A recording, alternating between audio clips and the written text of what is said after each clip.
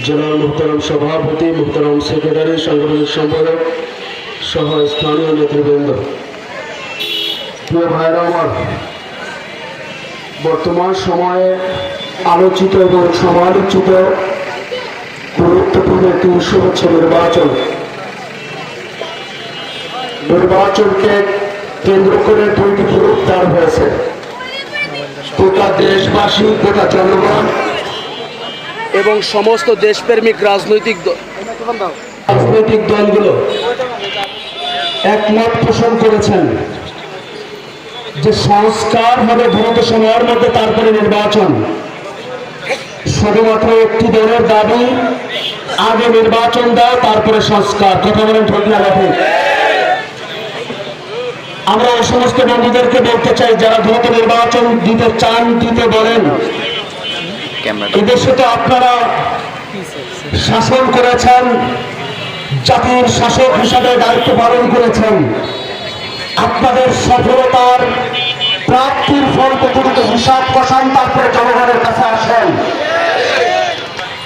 1991 থেকে 96 পর্যন্ত দেশ পরিচালনা করেছেন, 2001 থেকে 6 পর্যন্ত দেশ পরিচালনা করেছেন। বিশ্বের মানচিত্রে 5 বার দেশকে দুর্নীতিতে চ্যাম্পিয়ন করেছেন। লজ্জা নেই আপনাদের? কোন মুখে আবার নির্বাচনের দাবি তুলছেন? আমরা এক তালাক প্রাপ্ত বউকে নতুন শাড়িতে গ্রহণ করব না। ওইটা তালাক 2006 হয়ে গেছে। কাজে নতুন ভাবে শাড়ি পরে যদি জনগণের ম্যান্ডেট নিয়ে খেলতে আসেন, পরিণতি ভালো হবে না।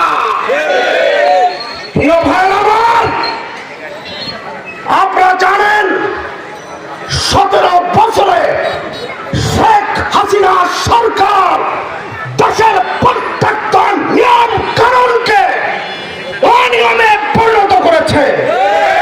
আজকে সেই অনিয়মকে অব্যাহত রেখে নির্বাচন হবে, জনগণের রায়কে নিয়ে তামাশা করা হবে।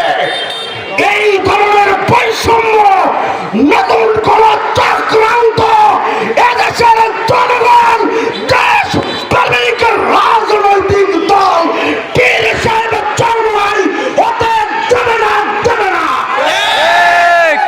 প্রিয় ভাই আমার, সজাগ থাকুন, সচেতন থাকুন। আগামীর নির্বাচন মাঠে hand to hand, face to face লড়াই হবে। আপনারা দেখেছেন যারা নির্বাচনের দাবি তুলছে, 5 তারিখের পর থেকে শুধু হাতটা পরিবর্তন হয়ে গেছে। ঠিকই ঘাট দখল, চাঁদাবাজি, টেন্ডারবাজি, ধর্ষণ, রাহাজানি, এমন কোন দুর্নীতি নাই যাদের কাজকে বিগত দিনের ফেলুয়া জনগণের অধিকার লুণ্ঠনকারী ওই দল যা এমন কোন অন্যায় নাই, করে না। আসুন, আগামী নির্বাচন হবে জোট ভিত্তিক নির্বাচন, জাতীয় ঐক্যের মাধ্যমে।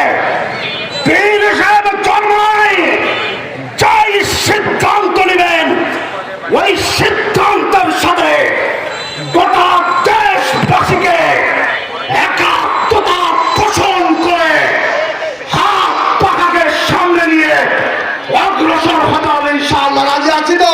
ইনশাআল্লাহ। রক্ত দেব, জীবন দেব, বুকের তাজা রক্ত দিয়ে হলেও দেশের মানুষের অধিকার প্রতিষ্ঠা করে ছাড়বো। নাসরুন বিনাল্লাহি ওয়া বাতুন করে